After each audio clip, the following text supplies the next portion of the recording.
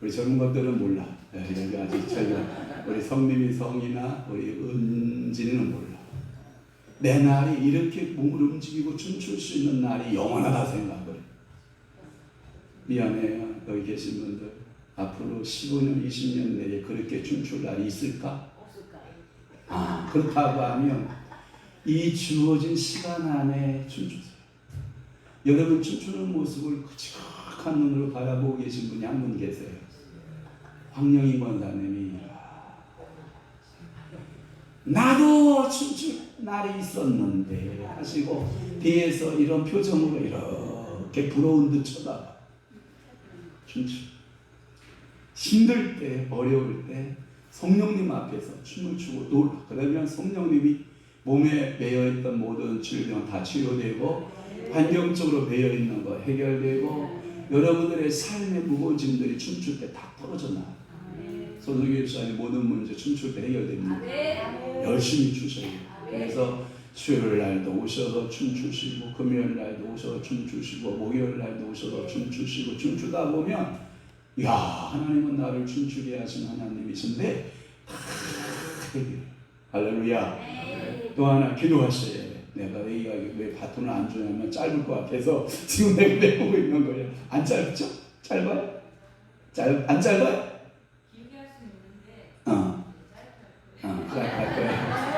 그게 능력이에요. 그게 능력. 그래서 저번에 목요 영성 집회 때 오셔서 특별 찬송한 이정희 목사님이 계셔. 어저께 저한테 사인이 왔어. 목사님 가서 찬양을 좀 듣고 싶다. 기다려봐요. 기도해봐요. 주님의 뜻이면 오겠고, 그렇죠? 주님의 뜻이 아니면 또 안 오겠지. 자, 우리 사도신경하고 마이크를 우리 목사님한테 넘겨드리도록 하겠습니다. 전능하사 천지를 만드신 하나님 아버지를 내가 믿사오며 그 위아들 우리 주 예수 그리스도를 믿사오니 이는 성령으로 잉태하사 동정녀 마리아에게 나시고 본디오 빌라도에게 고난을 받으사 십자가에 못 박혀 죽으시고 장사한 지 사흘 만에 죽은 자 가운데서 다시 살아나시며 하늘에 오르사 전능하신 하나님 우편에 앉아 계시다가 저리로서 산자와 죽은 자를 심판하러 오시리라. 성령을 믿사오며 거룩한 공예와 성도가 적용통하는 것과 죄를 사하여 주시는 것과 몸이 다시 사는 것과 영원히 사는 것을 믿사옵나이다. 아멘. 목사님 나오실 때 두 손 들고 할렐루야 할렐루야. 예. 아멘. 감사합니다. 28장 찬양 28장 복에 거는 찬양으로 하나님께 영광 돌리시겠습니다.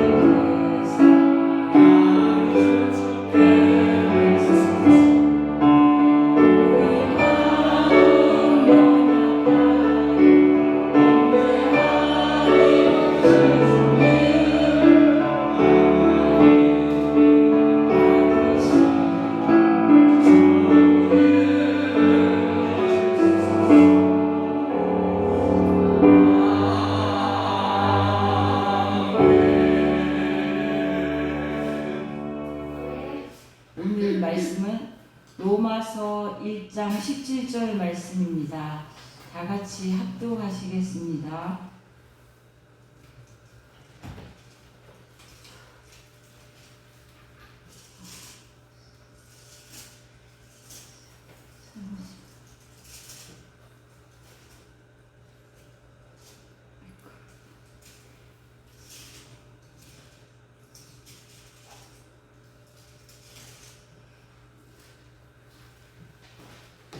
네, 같이 합독하시겠습니다. 복음에는 하나님의 의가 나타나서 믿음으로 믿음에 이르하는 그것들과 오직 의인은 믿음으로 말미암아 살리라 함과 같으니라. 아멘.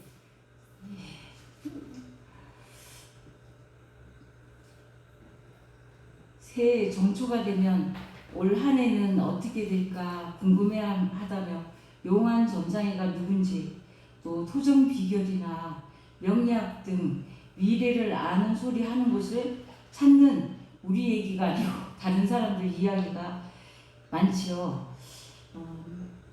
하지만 하나님이 누구신지 아는 우리는 미래에 대한 명확한 답을 가지고 있습니다. 성경 전체에서 이스라엘의 산 역사를 통해 살아계신 하나님이 친히 미래를 말씀하고 계십니다. 특히 우리 민족이 좋아하는 복에 대해서는 신명기에 잘 나타나 있는데 신명기 7장, 8장 말씀 보시면 우리의 미래는 다 나와 있습니다. 그리고 점장이들은 얼버무리죠. 이렇게 사람 눈치 보면서 힘들겠다고 어떤 면에서 힘들까 나이나 상황을 봐서 보편적인 그런 질문을 던져서 미래를 추측해 주는 것 같이 합니다. 그런데 점장이들이 할 수 있는 건 지난 것은 좀 맞힌다고 해요. 그런데 미래는 맞히지 못합니다. 그리고 우리 옛날에도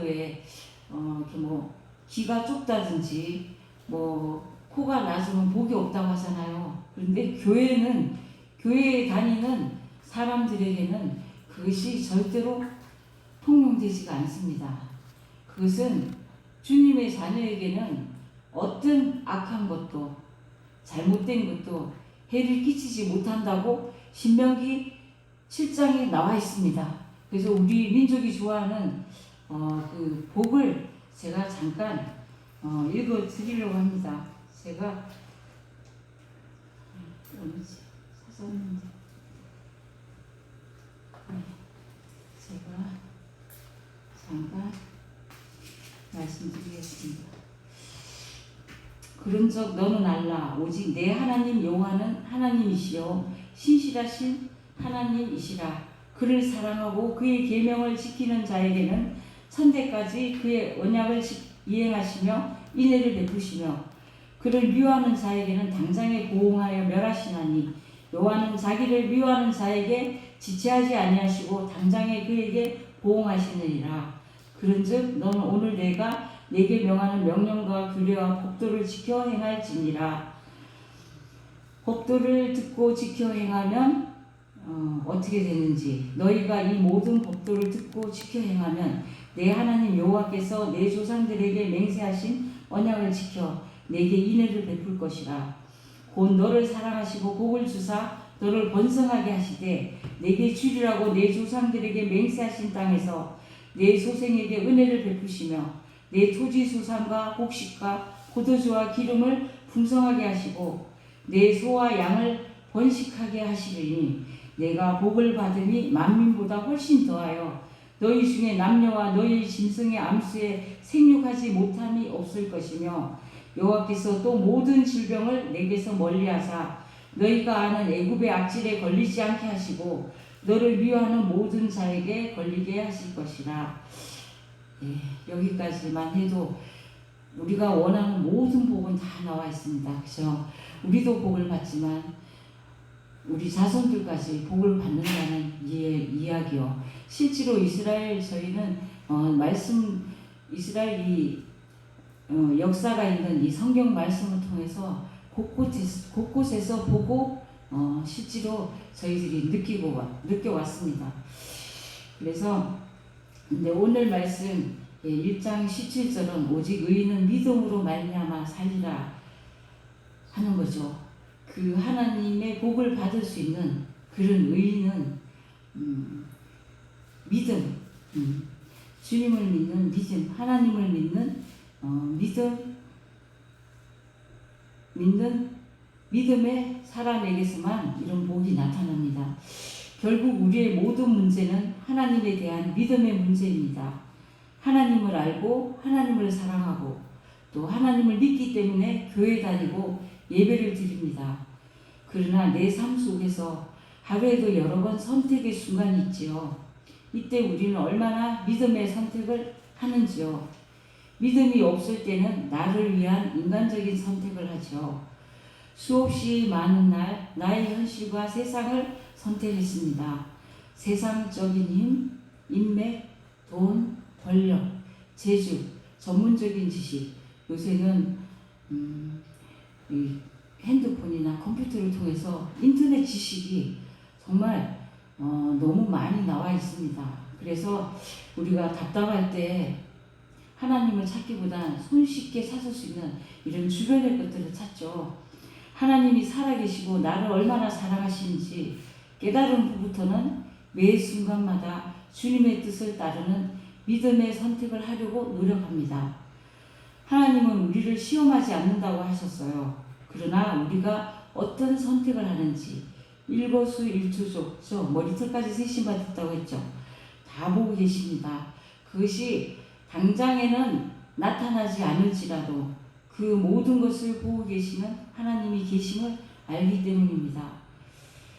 그리고 그보다 내가 사랑을 모를 때는, 하나님의 사랑을 모를 때는 막무가내였죠. 그렇지만 하나님의 크신 사랑을 진정으로 깨닫고 나서는 우리가 믿음의 사람으로서 살아가야겠습니다.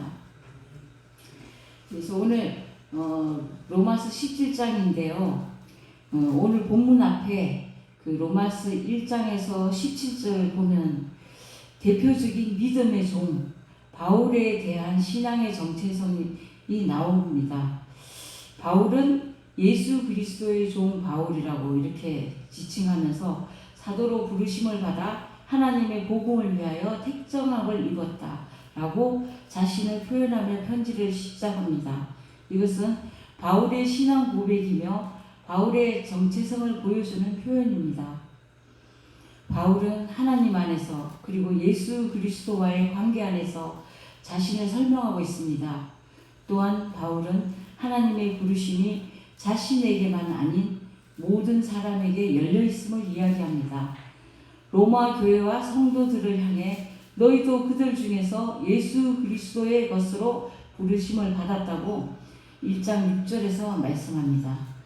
로마에서 하나님의 사랑하심을 받고 성도로 부르심을 받은 모든 자에게 은혜와 평강이 있기를 바란다고 7절에는 말씀하십니다. 우리도 하나님의 사랑 안에서 거룩한 부르심을 받았습니다. 그 부르심에 믿음으로 순종하고 우리도 바울처럼 하나님의 자녀, 예수님의 제자입니다. 또 8절에서 17절 말씀에 보면 바울은 로마 교회에 대한 사랑이 있었습니다. 바울은 그것을 직접 방문하여 성도들과 교제하며 성령을 통하여 받은 신령한 은사를 함께 나누기를 원했습니다. 다만 현재로서는 방문하지 못하기 때문에 편지로 그들에게 문안하며 복음을 전합니다.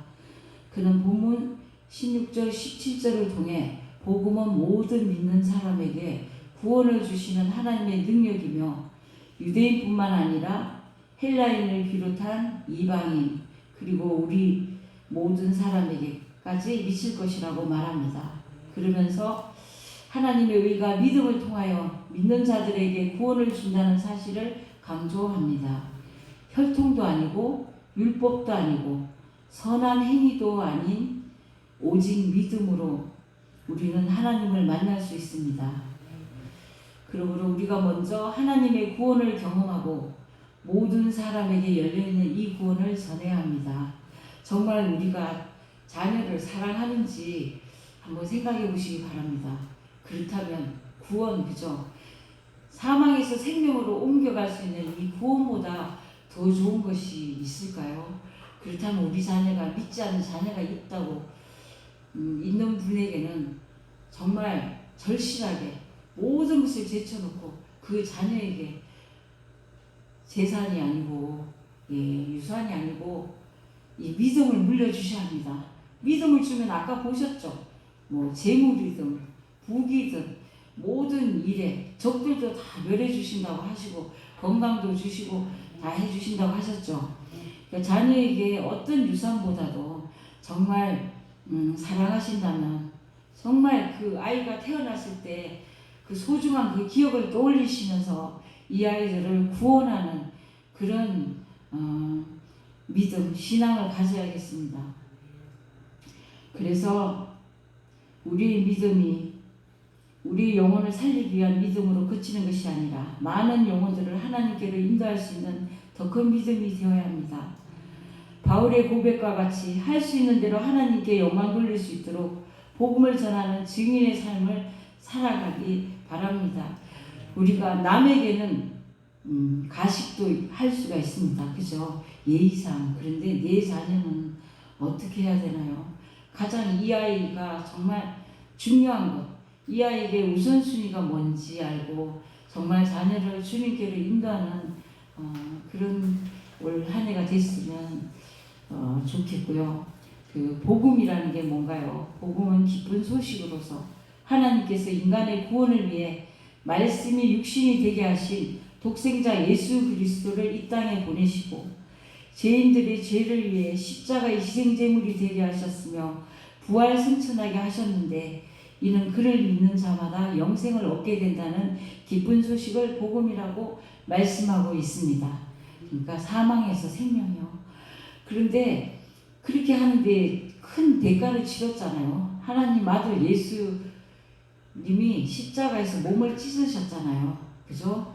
그리고 죽으셨잖아요. 그 고통 우리가 정말 사실 무슨 일이 사건이 나가지고 어떤 죄인이 사형 당한다고 했을 때 우리는 가슴이 털컥 내려앉죠. 그죠?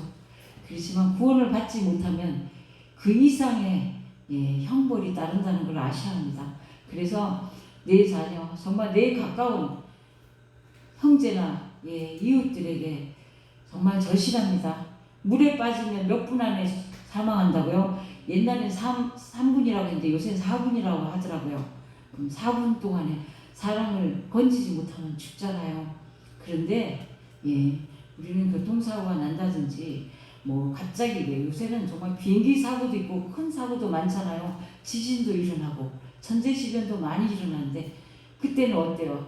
3분 4분 기다려줍니까? 찰나에 저희 생명이 갑니다. 근데 그 생명이 구원에 이른다면 축복받은 사망이 되겠죠. 그런데 그렇지 못한다면 얼마나 힘들겠습니까? 저 십자가 고통보다 더한 지옥 형벌을 받게 되잖아요. 그래서 하나님이 고린도후서 5장 21절 말씀에 하나님이 죄를 알지도 못하신 이를 우리를 대신하여 죄로 삼으신 것은 우리로 하여금 그 안에서 하나님의 의가 되게 하려 하심이라. 또 요한일서 2장 3절에서 6절 말씀에는 우리가 그의 계명을 지키면 이로써 우리가 그를 아는 줄로 알 것이요. 그렇죠. 우리가 부모님한테도 순종하는 것은 부모님의 뜻이 마음에 들지 않거나 그죠? 그러면 순종하지 못하게 되잖아요. 그런데 정말로 한낱 우리한테 아무 계산도 없으시고 정말 몸과 마음을 다 바쳐서 우리를 사랑해 주신 그 사랑이 있는데 우리가 어떻게 거절할 수 있을까요? 그래서 그를 아노라 하고 그의 계명을 지키지 아니하는 자는 거짓말하는 자요 진리가 그 속에 있지 아니하되 누구든지 그의 말씀을 지키는 자는 하나님의 사랑이 참으로 그 속에서 온전하게 되었나니 이로써 우리가 그의 안에 있는 줄을 아노라. 그의 안에 산다고 하는 자는 그가 행하시는 대로 자기도 행할지니라. 저 야고보서 2장 14절 말씀에 보면 행함이 없는 신앙이 있습니다. 예, 말로는 대답, 우리가 잘 아는 예스맨이죠. 대답은 잘하는데 행동은 전혀 그렇지가 않습니다. 내 형제들아, 만일 사람이 믿음이 있노라 하고 행함이 없으면 무슨 유익이 있으리요? 그 믿음이 능히 자기를 구원하겠느냐? 주님 뜻대로 살지 못하면 만일 또 형제나 자매가 헐벗고 일용할 양식이 없는데 너희 중에 누구든지 그에게 이르되 평안히 가라, 덥게 하라, 배부르게 하라 하며 그 몸에 쓸 것을 주지 않으면 무슨 유익이 있으리요? 얼마나 가증스러운가요? 지금 먹을 것이 없어서 길에 만약 굶어서 지금 엎드려 있는 노숙자가 있습니다. 그런데 아저씨 이렇게 하면 여기 이렇게 하면 위험해요. 빨리 일어나서 어디 가서 뭐 좀 먹고 따뜻한 데 가서 쉬세요. 그 사람은 쉴 곳도 없고 먹을 것도 없습니다. 그렇게 한다면 누가 보고 계시죠? 우리는 그렇게 이제 잘한다고 했는데 실질적으로 보시면 그리고 하나님이 보시면 어떤 생각이 들까요? 우리가 할 수 있는 한 만약에 돈이 없다면 조금 있는 것이라도 그리고 또 좀 따뜻한 곳으로 안내할 수 있는 곳이든지 아니면 신고를 해서 그 사람한테 물어보고 신고를 해서 좀 따뜻한 곳으로 갈 수 있게 그렇게 하는 것이 우리가 할 수 있는 일이 아닐까요? 주님 뜻이 아닐까요? 그리고 마리 앙뚜아넷 아시죠? 루이 16세 왕비가 백성들이 빵을 달라고 하자 뭐라고 했어요? 빵이 없으면 과자를 먹어라지 라고 한 이야기는 유명합니다. 우리가 정말 우리 자신이 특히 배가 부를 땐 남의 배고픔을 모릅니다. 우리 자신이 건강할 때 남의 아픔을 모릅니다. 그런데 정말 주님의 사람은 그때 배고플 때 그리고 남의 힘든 것을 정말 알려고 애쓰고 또 도와주려고 하는 것이 주님의 자녀라고 생각합니다. 이와 같이 행함이 없는 믿음은 그 자체가 죽은 것이라. 내가 하나님은 한 분이신 줄 믿느냐? 잘하는도다. 귀신들도 믿고 떠느니라. 허탄한 사람아, 행함이 없는 믿음이 헛것인 줄을 알고자 하느냐? 이전에 테마를 하는 구역원들과 활동한 적이 있습니다. 귀신 들린 사람의 입에서 평소 우리가 알던 뭐 권사님들을 갖다가 그 귀신 들린 사람이 그 입으로 얘기하는데 너는 입으로만 그랬지 실제로 너 한 거 없잖아. 네가 무슨 하나님의 자녀냐 막 이렇게 막 욕하더라고요. 그런데 그 당시에는 그래서 내가 번갈아 가면서 이렇게 쳐다보고 왔었는데 나중에 다른 사람을 통해서 이렇게 들은 바로 그냥 직구는 권사님인데 그러지 못한 사람이었습니다. 근데 참 귀신이 귀신같이 알더라고요. 그리고 막 이게 그 입으로 막 말하는데 무섭더라고요. 그런데 그 말을 왜 무서우냐? 정말로 사실은 또 귀신이 알고 있더라고요. 그래서 우리도 제일 중요한데 귀신도 아는데 하나님 모르실 것 같아요. 우리 하나님 어디서든지 살짝 숨어서 이렇게 적당히 한 거 다 아세요.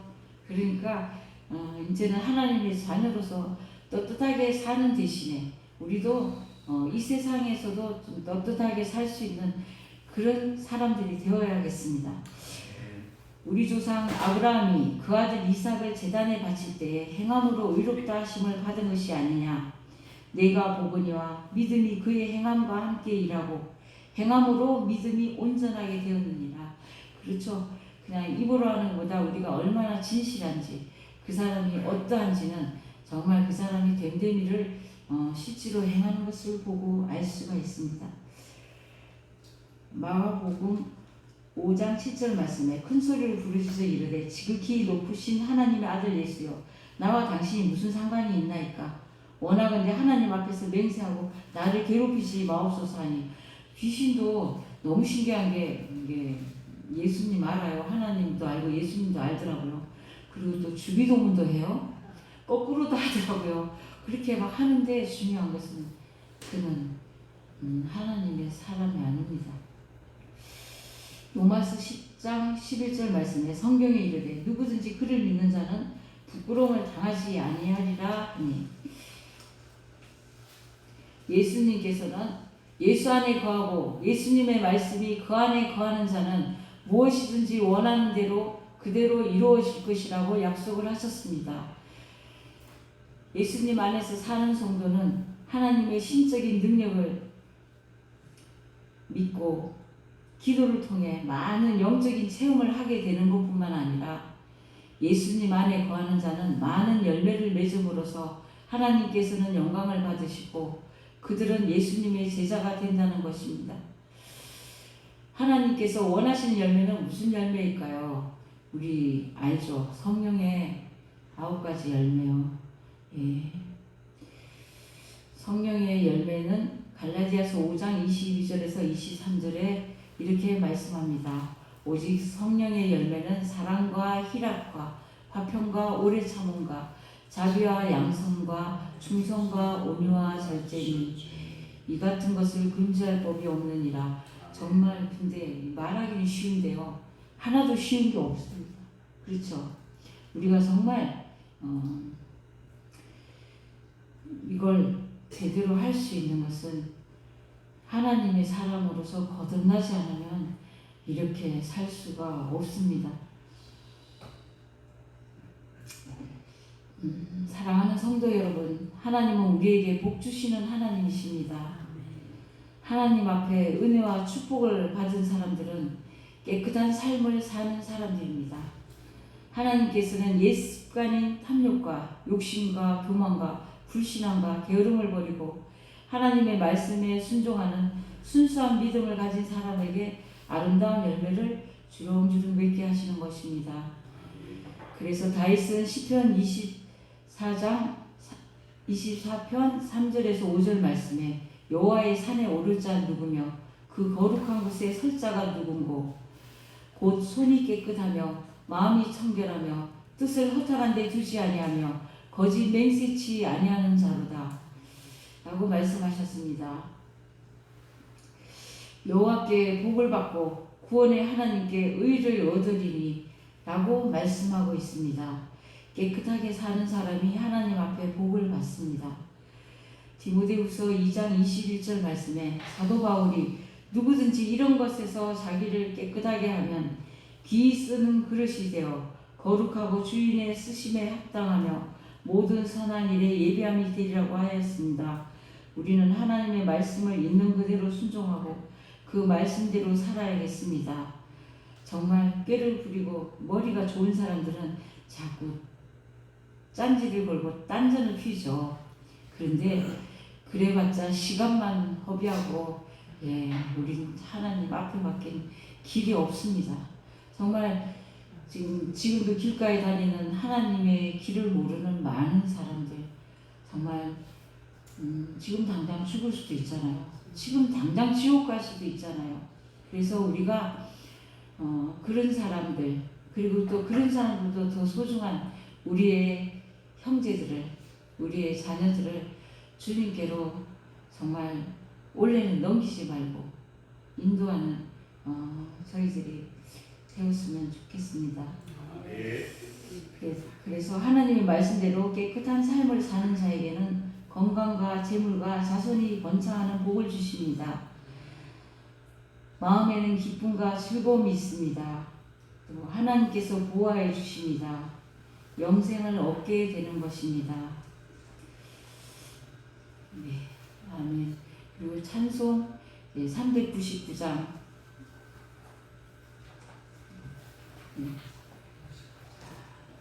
다 같이 찬송 399장을 하고 기도하고 축도로 예배 마치겠습니다.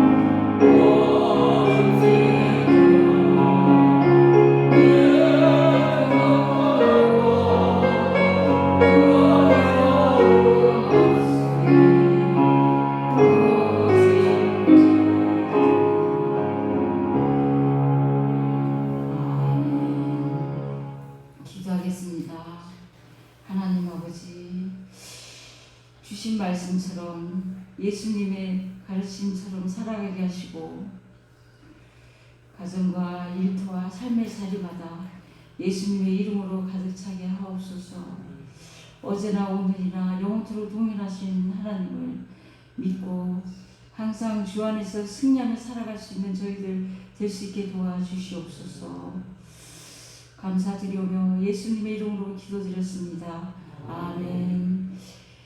이제는 생명의 주 예수 그리스도의 은혜와 하나님 아버지의 넓으신 사랑과 성령님의 교통하심이 하나님의 손안에서 준비되고 있음을 믿고 순종하는 성도님들의 가정과 일터 위에 선교사님들의 가정과 사역 위에 영원히 함께 있을지어다. 아멘.